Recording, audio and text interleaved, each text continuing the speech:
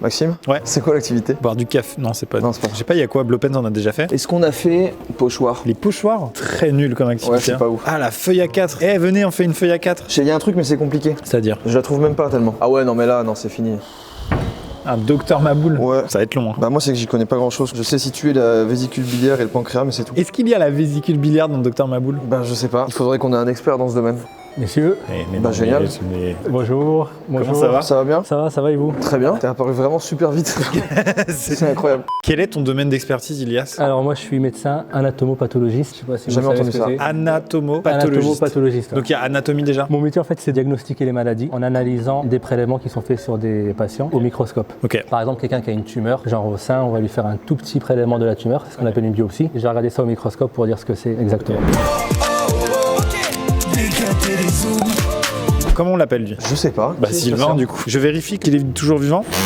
Il y a plus le son. y a- Oh, ok. tu te fous de ma gueule. C'est la nouvelle version? Oh non, la V1 était vachement mieux. Ils ont laissé Papillon, ça va? Là c'est la première fois que je joue à ça moi. C'est vrai? Docteur Maboula, ouais. Moi je pensais vraiment qu'en première année de médecine c'était la base, mais Et là en fait c'est quoi le... Normalement, le but, c'est qu'on va enlever les objets coincés, il faut pas toucher les bords. c'est un peu chirurgien simulateur en vrai. On va Ouais. juger nos capacités à être chirurgien quoi. Alors tu travailles dans un hôpital à Paris qui s'appelle L'hôpital Bichat, l'hôpital Bichat. Tu es anatomopathologiste. c'est ça. Ça fait 5 ans, 4 ans que tu exerces? Alors j'ai terminé mon internat il y a 3-4 ans. Ok. Après combien d'années d'études? Alors déjà il y a les 6 premières années. Ouais. 6 premières années déjà. Oh, Les 6 premières années. Voilà, les 6 premières années qui sont plus que n'importe quel gars qui a fait un master. Oui, oui. C'est- Et après, donc à la fin de la 6e année de médecine, on passe un concours national pour choisir la spécialité. Et en fonction des spécialités, on rajoute 3 à 5 ans qu'on appelle les années d'internat. Il a choisi 5 ans, j'en suis Et sûr. c'est là où on se spécialise. L'internat d'anatomopathologie ou anapath dure 5 ans. Ok. Donc ouais. tu as fait 6 plus 5. 6 plus 5, ouais. Donc on peut dire qu'il est spécialiste. Je pense qu'on peut- là, on peut le dire, vraiment on peut le dire. expert. Déjà, dans ton métier, il y a un truc que je savais pas, on en a parlé vite fait avant que ça commence le tournage. Quelqu'un qui a une tumeur déjà, bon, pas très marrant, on va pas. Donc c'est ça hein, le concept de la vidéo, vous vous rappelez? On parle de sujets très lourds et très graves en faisant des activités enfantines basiques pour désamorcer un peu le truc, ok? Donc je parlais de tumeur. Quelqu'un a une tumeur, il y a une opération, par exemple une chirurgie qui est lourde, il lui enlève la tumeur et là, toi tu vas étudier cette tumeur. Elle est pas foutue à la poubelle la tumeur en fait. C'est ça, mais avant d'arriver au stade de la chirurgie où on retire la tumeur, il y a déjà un premier stade qui est hyper important, qui est le stade de faire le diagnostic de cette tumeur. Parce qu'une tumeur, ça peut être soit un cancer ou une tumeur bénigne. D'accord. Tumeur bénigne, du coup, c'est juste une excroissance en gros.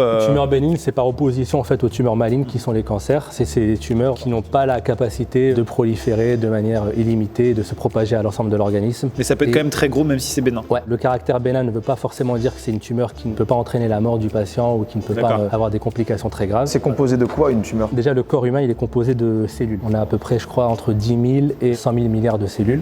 Et une tumeur, ça peut être, mais pas que, une prolifération des cellules. Ok. Et ces cellules qui prolifèrent, elles le font de manière complètement incontrôlée. Elles peuvent plus s'arrêter. En fait, c'est un peu ton corps qui se retourne contre toi-même, quoi. Je veux dire, c'est pas un anticorps ou un virus, c'est. Ouais, c'est ça. À tous les hypochondriaques qui regardent cette vidéo, Ah ouais, on est par contre, ensemble. Je vais pas être très bien. Déjà, le cancer, vraiment, ça me fait peur. Hein. Ah ouais, on peut c'est le vrai dire. Oh, je peux dire, je déteste ça. Frousse du cancer? La frousse du cancer. Même le signe astrologique, un gars qui est cancer, je supporte pas. On n'est pas ensemble, les gens qui sont cancer. Bah, je pourrais te montrer des photos en plus, ou des vidéos Super, de c'est tumeurs super. ou de cancer. C'est avec plaisir. Génial. J'ai vu un truc passer sur Twitter là il y a pas longtemps, c'est terrible. J'ai appris l'existence d'un truc qui se passe dans le vagin des femmes, un amoncellement de dents, de cheveux, etc. Ah, mais ça, c'est pas vraiment le vagin en fait, c'est au niveau des ovaires. Ouais, c'est au niveau C'est des une ovaires. tumeur qui est bénigne. D'ailleurs, c'est pas un cancer, qui s'appelle le tératome. Je te montre une photo? Si tu veux, j'ai des vidéos. Waouh! Une photo est suffisante. Mais ça c'est fou parce que du coup ça produit carrément genre. C'est ça, ouais. Je sais pas si je suis dans le thème du coup, mais. Si. Ok, donc on est Ça, dans la t'es tumeur, déjà intervenu sur ce genre de choses Ouais, ouais. genre. Allez, je veux le voir d'abord, il faut que je le vois. Ouais, faut que tu vois. J'avais posté des vidéos de ça sur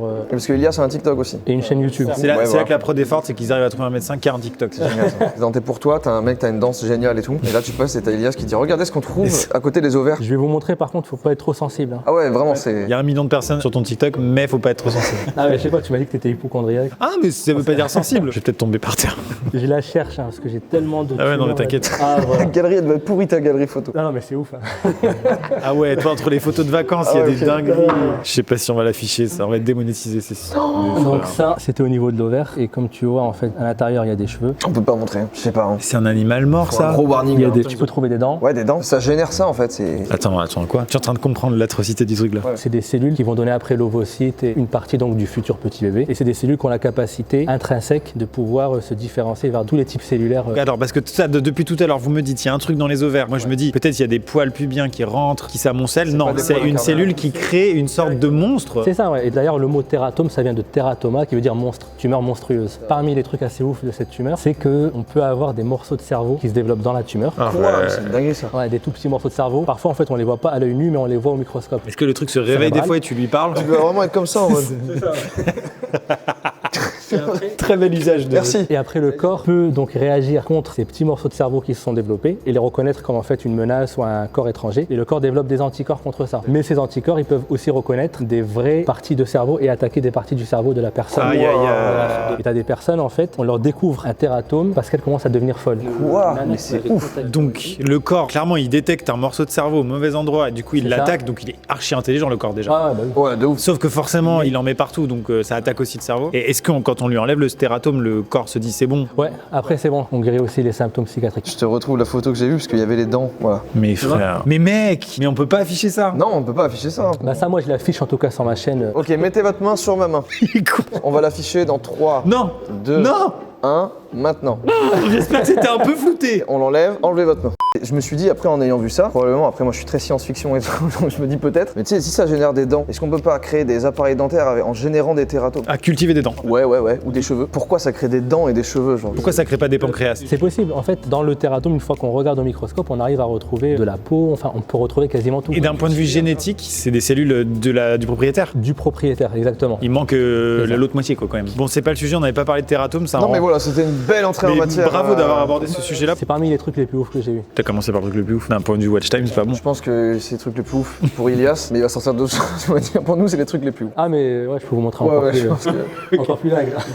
Tu étudies tout type de tumeurs, qu'elles soient dans les ovaires ou dans le cerveau ou dans le cœur. Comment ça se passe? Il t'appelle, il En dit fait- Ilias, j'ai 3 tumeurs pour toi. Déjà, comme je t'ai dit, première étape, c'est on sait pas ce que c'est. On va faire une biopsie, enfin prélever un tout petit morceau de la tumeur. Moi, je vais regarder ça au microscope. Je vais dire, ok, c'est un cancer. Quel type de cancer? Qu'est-ce qui te fait dire que c'est un cancer? Dans l'ordre. Quand on arrive au microscope, première question qu'on se pose, est-ce qu'on a l'architecture ou l'organe normal? Chaque organe, c'est un ensemble de cellules qui se disposent d'une manière très très bien définie. Ok. Donc premièrement, en fait, j'arrive, je me dis non, là, il y a une architecture en fait qui est complètement bousillée et qui est remplacée par une prolifération de cellules et ces cellules sont anormales. Et ça me fait dire, ok, là, je suis quasiment sûr que c'est un cancer. En plus, ça infiltre l'organe. Et après, nous, on a des techniques un petit peu plus poussées où en fait, dans l'organe, on peut rechercher l'expression de protéines spécifiques et ce qui nous permet en fait d'affiner le diagnostic et dire c'est quel type exactement de cancer. Quel Est-ce stade? que c'est- enfin, oui, Putain. quel stade aussi. Et à partir de là, donc, on a posé le diagnostic. Après, il faut décider du traitement. Il faut savoir qu'en France, les décisions de traitement de cancer se font lors de réunions qu'on appelle les RCP, réunions de concertation pluridisciplinaire, où il y a le cancérologue, le pathologiste, le radiologue, le radiothérapeute, tout le monde se réunit. Toi aussi? Moi aussi. C'est toi qui te trouves quand même, c'est toi qui Ouais, ce que vois en j'allais premier dire. quoi. On ne peut pas faire de diagnostic de cancer sans examen anapathe. Et en fait, les gens ne connaissent pas trop notre métier, ils ne savent même pas qu'on existe. Parce que c'est le cancérologue qui va souvent annoncer la C'est ça, mauvaise c'est nouvelle. le ou la- cancérologue ou la- qui va annoncer, c'est le chirurgien après qui va opérer. Mais la napate, c'est. C'est un peu le métier de l'ombre, Ouais. mais indispensable. Du coup, qu'est-ce que ça te fait? Est-ce que tu es détaché et heureusement que tu fais ça parce que ça te protège? Ou est-ce que tu te dis, bah, je suis sûr, c'est un cancer et merde, c'est une personne et là, c'est vraiment pas bon quoi? Ouais, c'est une bonne question. En même temps, c'est ça, pas toi je qui vois. l'annonce, donc t'as pas l'appréhension aussi peut-être de l'annonce? Enfin, moi, je trouve que je suis quand même assez détaché. Parfois même, on a un peu tendance à oublier en fait que Mec, c'est un humain. derrière. on apporte assez régulièrement, enfin assez souvent en fait des mauvaises nouvelles. On n'apporte pas que des mauvaises nouvelles. Enfin, la NAPAT ne fait pas que des diagnostics de maladies cancéreuses. On fait aussi des diagnostics d'autres maladies, notamment des maladies infectieuses, tuberculose, des maladies inflammatoires. On examine aussi les organes transplantés. À chaque fois qu'une personne est transplantée, Ah on ouais. prélève régulièrement des tout petits morceaux de cet organe pour voir s'il y a un rejet et ce qui permet après d'ajuster le traitement. Et donc, du coup, je reviens sur la sensation que Ouais. ça te fait. Au moment où tu le vois, t'arrives vraiment à te détacher. Ouais, complètement. On reste vraiment focus en fait sur faire un diagnostic. Ok. Bon, écoutez, pour me détendre, je vais enlever une petite brioche. Alors hop. Ah. Non, pas du tout. Tu peux choisir une carte ici. Tu gagnes des sous quand t'enlèves parce que c'est Ah. exactement pareil dans la vraie vie. Ouais, c'est ça. Par exemple, enlever une pomme d'Adam. Le patient a serré un peu trop son écharpe, sa pomme d'Adam se sent un peu à l'étroit. Ok. C'est 300 balles pour enlever une pomme d'Adam. Super. Eh ben vas-y Max. Tu peux parler de choses horribles pendant ce temps-là. En parlant de choses qu'on retrouve chez le patient, je vais vous montrer un truc après. Ah ouais, Vas-y, on vraiment doit deviner, on doit deviner. Tu as la radio ou pas? J'ai une photo. Oh là là. Attends, c'est où tu as dit? Dans ses parties Partie intimes. intime. Un homme ou une femme? Un homme. Donc dans l'anus? Non. Ah ouais. La partie antérieure. La partie antérieure. Au niveau du pénis. Ok. D'accord. Je vois un tournevis. C'est pas un tournevis. C'est dans l'urètre? Non, c'est sous la peau. Ah, intéressant. Sous la peau. Non, c'est un objet plastique. Ouais, ça peut être du plastique. C'est une petite voiture. Je sais pas. Non, il pensait vraiment une voiture 5 portes avec un siège auto. Une petite voiture, une Clio 2. Non, bah non, je sais pas. Je sais pas, mais ça me fait peur. C'est ça, petit truc un peu bleu, forme ovalaire. Forme ovalaire. Attends, mais je comprends pas là. Oh, c'est bon, une brosse à dents. C'est ça, ouais. C'est une partie du manche d'une brosse à dents. Pourquoi c'est pas l'endroit? Je vais vous raconter l'histoire. Ah ouais, il y a toujours la théorie du gars qui dit non, mais je suis tombé dans mon jardin. Non, là c'est complètement assumé. Un patient donc, qui s'était fait opérer par les chirurgiens urologues de son pénis parce qu'il s'est injecté du silicone et de la paraffine. Et en fait, ils mettent ça juste sous la peau du pénis pour essayer d'augmenter la taille de leur sexe. Sauf que la plupart du temps, en fait, ça marche pas. Parce que ça entraîne le fait d'injecter du silicone et de la paraffine. Ça entraîne en fait une réaction de l'organisme avec un épaississement de la peau. C'est ce qu'on appelle de la fibrose. Et après, ça entraîne des grosses déformations du sexe. Qui n'est plus utilisable pour les fins. Qui devient donc difficilement utilisable et ça peut se nécroser. Donc, tu as des parties du sexe qui meurent. Quoi. Et donc, après, pour essayer de réparer ces dégâts, il faut retirer toutes les parties malades. Donc, le mec est arrivé à l'hôpital, il a été opéré, on lui a retiré toute une partie de son sexe que moi j'avais récupéré. J'arrive le matin, je trouve un seau. Super. Voilà. Je commence à examiner la pièce opératoire. Ça s'appelle une pièce opératoire. En vrai, c'est une bite. En fait, en passant un coup de couteau, j'entends un bruit qui craque. Je me dis, enfin, c'est quoi ça? Il l'avait pas vu en amputant? Si, il le savait, mais nous, en fait, quand on a récupéré la partie du sexe, on savait pas. Ouais, d'accord. Et je tombe sur cette bite. Je regarde le truc à l'intérieur, je fais, c'est quoi ça? J'avais aucune idée. Je fais quelques petites recherches. J'ai découvert qu'il y a une pratique qui se fait en milieu carcéral. Par exemple, en Guyane, apparemment, dans les prisons, il y a à peu près 30 ou 40% des détenus qui se font insérer des objets sous la peau de leur sexe. En Guyane, ils appellent ça des bouglous, mais c'est une pratique qui se faisait bien avant, notamment chez les Yakuza. Quand ils étaient emprisonnés, ils se faisaient insérer un objet par année de prison. C'est-à-dire, c'est pas pour faire passer des objets à l'intérieur ou à l'extérieur? C'était vraiment pour en fait déformer la surface du pénis parce que ça augmenterait le plaisir sexuel du partenaire. D'accord. Mais après, je crois que chez les Yakuza, c'était plus à viser, on va dire, un peu symbolique pour marquer leur séjour en prison. Sinon, il y a les manix nervurés, juste pour dire aux gens. Oui, c'est vrai, ouais. Vous n'êtes pas obligé d'en arriver là. Non, faut éviter quoi. Et après, donc, j'ai découvert que ça avait été taillé à partir du manche d'une brosse à dents. Et j'en ai retrouvé plusieurs. J'en ai retrouvé, je crois, 5 ou 6. Dans le même pénis? Ouais, dans le même. Attendez, je vais vous montrer des photos. Avec plaisir. Donc, il se l'insère, il saigne, quoi, du coup, et il attend que ça cicatrise et c'est enfermé sous la peau. Ouais, c'est ça. Ça donne ça après. Elias, il va falloir que tu enlèves quelque chose. Essaie d'enlever ça de ma mémoire. Du coup, c'est possible. Cœur brisé. Dis au patient qu'il a d'autres personnes à aimer, répare ce cœur brisé et fais-toi payer. C'est vraiment le Thomas Maboul capitaliste. Retire ce cœur brisé et fais-toi payer après. Regarde. Oublie jamais que l'argent c'est le bonheur. Bon, déjà, faut pas se planter, faut déjà retrouver le cœur. Ouais. La pression là, la pression. On va voir que je suis un gros escroc en vrai. Putain, Elias, tu t'es planté. C'est pas si simple. Ça. Mais ça, c'est un jeu pour enfants. Non, malheureusement, ça a pipé, c'est allumé. C'est caractéristique de tous les patients qui. Oui, ils ont le nez rouge comme ça. Attends, je vais essayer une dernière fois. Oui, c'est vrai que toi, de ton côté, tu peux, même si la personne est partie, analyser quand même. On peut éteindre le patient. Hein. On peut baisser le son du gars. Là, la deuxième tentative, c'est dommage. Il a l'air dur en fait, le jeu. Ouais, c'est bon, c'est impossible. C'est bon, voilà. Normalement, ce qui se passe, c'est que le chirurgien, il enlève, il va me filer le cœur. Après, moi, j'examine le cœur. Ah, voilà. On est bien sorti là. Non, c'est ça. On est grave bien sorti là. Sachant que quand t'as le cœur entre les mains, ça sert à rien de lui annoncer qu'il a le cancer parce qu'il est déjà mort pour une autre raison. Il a plus de cœur en fait. Alors, non, pas du tout. Enfin, je montrais des vidéos avec des cœurs humains et il y a plein de personnes qui me disaient ouais, mais non, mais c'est des cœurs de patients morts. Mais pas du tout. Ce sont que des patients vivants parce que en fait, c'est des patients qui ont des maladies cardiaques et qui ont donc ce qu'on appelle en fait une insuffisance cardiaque terminale. Ils peuvent plus vivre avec leur cœur et on leur fait une transplantation. Au moment en fait où on leur retire leur cœur qui était malade, moi je récupère ça après pour examiner. Et là, le but c'est de comprendre pour la médecine que c'est de la recherche quoi. Ouais, là le but parce qu'en fait l'anapathe, son rôle principal, c'est de faire du diagnostic. Mais il faut savoir que les anapathes, ils sont aussi à la frontière avec la recherche parce que c'est à partir de tous les prélèvements qu'on fait donc chez les patients, entre autres, qu'on peut mener plein de travaux de recherche. Par exemple, c'est les anapathes qui sont en charge de ce qu'on appelle les tumorothèques. En gros, c'est des collections de tumeurs congelées qu'on utilise après pour des travaux de recherche. Des tumorothèques. Jordan, pardon, juste mercredi, n'oublie pas ta carte de tumorothèque. Non, t'inquiète pas. Faut que je le rende à quelle heure le cœur? Parce que tu l'empruntes, tu le testes. On met un peu de légèreté parce que. Il faut. D'ailleurs, on n'a toujours pas réussi à retirer le cœur. J'y vais. Crampe de l'écrivain. Le patient a une crampe au poignet à force d'écrire sa liste de courses. Merde, on va s'occuper de ça. Ah oui, bah je le vois ici là. Crampe de l'écrivain. C'est un truc qui est assez connu ça dans le domaine. J'imagine. Oui, c'est un diagnostic classique. Si je vois le nez s'allumer, tu poses ce bistouri tout de suite. Il trempe pas en tout cas. Ça va. Ah, tu peux être un grand chirurgien, je pense. Je pense que tu vas aller loin. Ah putain. Ah putain. C'est pas grave, c'est pas grave. Vous vous rendez compte du nombre de trucs qu'il a dans le corps, mais là ça avance pas du tout. Ça me fait penser à un truc. Est-ce que vous savez que si genre on retire le cœur, on imagine que genre c'est un vrai patient, on retire le cœur. Voilà, c'est bon, il est dead là. Si on retire le cœur, là il va continuer à battre encore pendant quelques instants. Ah ouais. Ouais, parce qu'en fait le cœur a son propre système électrique autonome. Donc il a une énergie, il a une pile dedans qui est en mode. Ouais, il a des cellules qui ont la capacité en fait d'envoyer des impulsions électriques et de battre de manière complètement autonome. C'est hyper bizarre. c'est très étrange. Ça, je savais que ça existait, mais la première fois que je l'avais Théoriquement, vu, tu le savais en théorie. théoriquement, Ouais. mais je l'avais jamais vu. C'était en stage. En fait, on avait reçu un cœur, un seau. Je prends le cœur, il est en train de battre, quoi. Je peux vous le montrer aussi après. T'as une vidéo de ça? Il y a tout, il y a tout. Voilà, regardez. Bon, ça fait des tout petits battements. Et là, c'est un cœur qui a été tranché. Ouais. Complètement. Mais quoi? Mais c'est des gros battements même, hein. C'est un truc de fou malade ça. Hein. Ça doit être délicieux avec des patates. Hein. Putain, c'est. Il faut que je Ouais. je fasse disparaître Extériorise cette ça. image. Attends, mais moi je trouve ça fou. Combien de temps encore ça peut. Bah, quelques heures. Quelques heures. Je saurais pas dire combien d'heures exactement, mais. Pourquoi vous parlez plus? Parce qu'on est concentré sur toi. Os rigolo. Le patient s'est cogné le coude et ça l'a fait rire. Rends-lui son sérieux et gagne de l'argent. Gagne de l'argent surtout. J'ai sorti l'os rigolo, j'ai gagné 400 €. Attends, mais qu'est-ce qui lui est arrivé? Le patient a trop de brioche. Enlève-lui une tranche, cela le fera mincir et grossira ton porte-monnaie. Toujours une manière de dire que tu vas gagner de l'argent. C'est ça la première approche de la médecine des enfants, c'est gagner de l'argent. Non! Tu sais que c'est un des objets les plus difficiles du jeu? C'est vrai? Le patient s'est fait une entorse merde. en faisant la course. Alors la cheville, elle est où déjà? Ah ouais, t'en as un chaud là. Hein. Je vais me lever là, bon, attention. Un appât debout, tu sais ce que ça veut dire. C'est là, faut pas que je le loupe. Pendant ce temps-là, notre partenaire du jour. Oh! Bravo Ilias pour cette cheville sauvée. D'ailleurs, savez-vous ce qui peut sauver votre téléphone?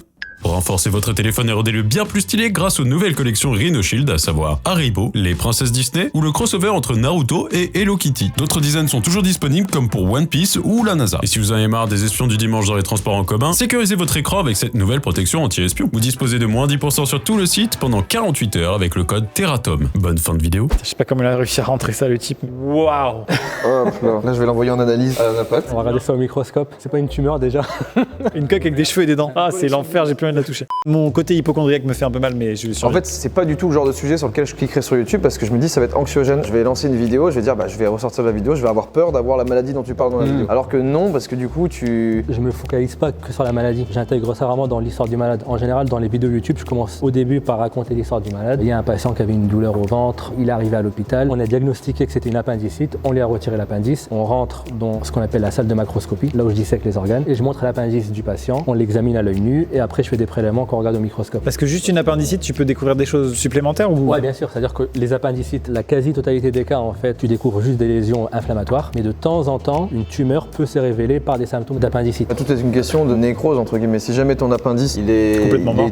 tumérique, ça se dit ou pas? Tumoral, tu veux dire? Tumoral. Je voulais dire comme si c'était un adjectif. Tu es tumérique, tu vois. Moi, j'ai envie d'habiter en Tumérie, du coup. Bon, c'est pas le bon terme, mais je l'aime bien. Du coup, là, si ça a pas encore touché le côlon en partie intestin et tout, si tu coupes, c'est ok. C'est un truc hyper intéressant et important, ce que tu dis, c'est que nous, quand on examine un organe dans lequel il y a une tumeur qui a été retirée, un des rôles en fait de l'anapathe, c'est d'analyser la partie où le chirurgien a coupé, ce qu'on appelle la limite d'exérèse, pour être sûr que la tumeur elle a été retirée en totalité. Parce que s'il y a un petit bout qui est de l'autre Ça côté et qui reprend. touche C'est chez le ça. patient, ça peut se Donc des fois, tu vas dire au chirurgien, frérot, il manque 10 cm en fait. Exactement. C'est ultra important du coup ce que tu fais. Tumeur du sein, par exemple, en plus ça c'est un truc qui est quand même fréquent, c'est genre une femme sur 9 qui aura un cancer du sein. On décide de lui retirer sa tumeur et on va décider de lui retirer juste la tumeur en préservant le sein. Le chirurgien coupe, il envoie ça en fait au département de pathologie et nous, pendant que le malade est encore au bloc opératoire Non. sous anesthésie et ouvert, on fait ce qu'on appelle un examen extemporané où en fait on fait un examen rapide et on répond en moins de 30 minutes. Au talkie-walkie. Exactement. Et on l'appelle, on lui dit voilà c'est bon, t'es bien passé en zone saine, le malade peut être refermé. C'est pas comme dans les séries médicales où tu cours avec ta lame Non, quand même et pas. tu débarques dans le bloc. Du coup, tout le monde. Ouais. c'est bon. Qu'est-ce qui t'intéresse le plus? C'est ce qui te Ouais, passionne ouais, le ça, plus là-dedans? En fait, moi, j'ai décidé de devenir anapathe. Quand j'étais en 5e année de médecine, je faisais un stage initialement en médecine interne. Et pendant ce stage de médecine interne, on devait faire un exposé sur une maladie. Donc moi, j'avais choisi en fait une maladie tumorale qu'on appelle le sarcome de Kaposi. Et le chef de service m'avait proposé d'aller au département de pathologie pour aller voir au microscope des lames de cette maladie. Et là, j'avais découvert en fait l'anapathe et c'était un monde complètement à part. Et c'était vraiment le côté, tu plonges au microscope et inspecteur quoi. C'est ton monde à toi, il y a personne qui vient t'emmerder, t'as pas de Pour ça, t'es consulte. tranquille, ouais. Il n'y a pas de consulte, t'as pas de pression de faut être là à telle heure précise, t'as le patient qui va arriver. Tous les jours, tu vas, tu sais pas ce qui arrive, ce qu'on va t'amener Non, en tu sais lamelle pas. quoi. On t'amène une lamelle d'intestin, on t'amène une lamelle de n'importe quoi en fait. Ouais. Et t'es dans un labo avec d'autres anapathes qui font aussi Ouais, ça. c'est ça. Ouais. Je pêche une petite carte moi. Hop là, l'argent. Je sais que dans les métiers comme ça où t'as probablement beaucoup de stress, c'est un peu dur des fois les trucs à voir et tout. Est-ce que vous arrivez à décharger, t'as des collègues quand même autour, t'as. Mais après, le stress, mon métier est stressant dans le sens où si je me trompe de diagnostic, ça peut avoir une grosse implication derrière. Par exemple, tu peux dire que le patient n'a pas de cancer et finalement il a un cancer et il meurt de ça et c'était ta faute. Ça c'est terrible. Mais il n'y a pas de stress, on va dire, aigu où tu es dans l'urgence, comme par exemple le chirurgien qui fait face à une situation hyper critique, urgente, il doit vite prendre une décision. Nous on est quand même plus tranquille, on est posé. Si tu as un doute, tu peux aller plonger dans les bouquins pour aller affiner ton diagnostic. Enfin là, forcément. Bon allez. 200 euros. 200, ouais. C'est pas énorme. Faut peut-être commencer à parler d'argent. Est-ce que c'est bien payé, Anne, ce que tu fais dans la vie? Alors en fait, déjà les Anapath, il y a 50% à peu près qui sont dans le public, 50% dans le privé. Dans le public, les salaires c'est à peu près pareil, quelles que soient les spécialités. À la différence que en Anapath, on fait pas de garde. Donc forcément, les Anapath sont un peu moins bien payés parce que les gardes ça rapporte plus de fric. Au début d'internat, c'est genre 1400, 1500 je crois. Fin d'internat, ça doit être 2000. Quand tu finis ton internat, après t'es chef de clinique ou assistant, c'est pareil, entre 2600, 3100. Et après, quand t'es praticien hospitalier, t'as le salaire qui augmente progressivement, 3000, 4000, 5000. C'est pas énorme par rapport aux études. C'est très bien, mais je trouve que pour l'expertise. Non, mais moi j'ai pas peur de dire que c'est pas beaucoup du tout par rapport à. Enfin, je veux dire, t'as passé 10 ans de ta vie à sacrifier un truc pour un. Voilà. Et surtout 10 ans de ta vie pendant lesquels t'es pas très bien payé. Et surtout si tu rapportes ça en nombre d'heures que les internes bossent, c'est que dalle. De toute façon, l'hôpital en vrai tient parce qu'il y a les internes aussi. Ouais, clairement. Après, dans le privé, c'est différent. Donc là, c'est en fonction de l'activité, du nombre de cas que tu vois et tout. Et là, tu peux faire du x3, x5 en termes de salaire. Okay. Donc là, tu gagnes très bien. C'est en général plus de 10 000, 15 000, voire plus de 20 000. Quoi. Quelle est la chose la plus fréquente que tu trouves du coup comme le truc diagnostic? limite routine, t'en as marre. Encore un rein. Quoi. Ça dépend ce que tu fais. Par exemple, une des grosses activités de l'Anapath, c'est les biopsies digestives, genre biopsie de l'estomac. Et les biopsies de l'estomac, c'est souvent genre gastrite, Helicobacter pylori, présent ou non. Donc ça, c'est vraiment de la routine. Quand tu regardes des biopsies gastriques, t'es vraiment en mode pilote automatique, tu réfléchis quasiment plus. Et il y a aussi un autre truc, j'en ai pas encore parlé, c'est le côté prévention. Par exemple, si je prends par exemple le cancer du col, on fait des frottis. Non, ça sonnait. C'était à mon tour d'ailleurs en fait. Oui, vas-y. Hein. Ouais, donc je disais que pour prévenir le cancer du col de l'utérus, et pour le détecter à un stade hyper précoce, on fait ce qu'on appelle des frottis. Et tous les frottis sont envoyés chez les Anapath pour faire le diagnostic. Mais c'est vrai que c'est ouf parce que c'est vraiment un rôle de médecin qu'on entend vraiment très peu. J'avais jamais entendu. Mais qui est trop important. On est en France, je crois, 1700. Vous êtes surbooké genre ou c'est Ouais, pas mal d'activités quand même. Je crois que c'est plus de 15 millions d'actes Anapath par an en France. Mais je suis pas sûr, ça reste à vérifier. Mais toi par jour, t'en fais combien? Ça c'est hyper variable. Si t'es dans le privé par exemple, t'en fais beaucoup plus que dans le public. Il y a des cas qui prennent par exemple 1 heure. T'es là, tu te poses plein de questions, tu fais des techniques complémentaires en plus et tout. 1 heure c'est long. 1 heure c'est long, c'est ça? 1 heure c'est long, ouais. Ah ouais. Parfois ça peut prendre 5 minutes. Des fois tu fais genre cancer suivant. Ouais, c'est ça. C'est ça, ouais. Bon, je m'en enlève un petit mois. Dans ta galerie, tu dois avoir vraiment des dingueries. J'ai un truc.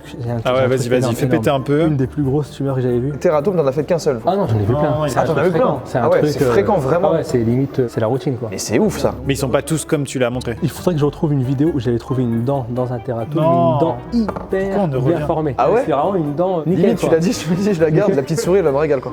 Je sais pas. Moi j'ai emmené mon tératome chez le dentiste. Ah ouais, mais non, mais Maxime. Ça m'a fait peur. Oui, mais oui. Ça avait été retrouvé dans. Ça c'est un type ça. Ah ok. C'est un tératome très bien formé ce gars-là. C'est pas un tératome. C'est une tumeur.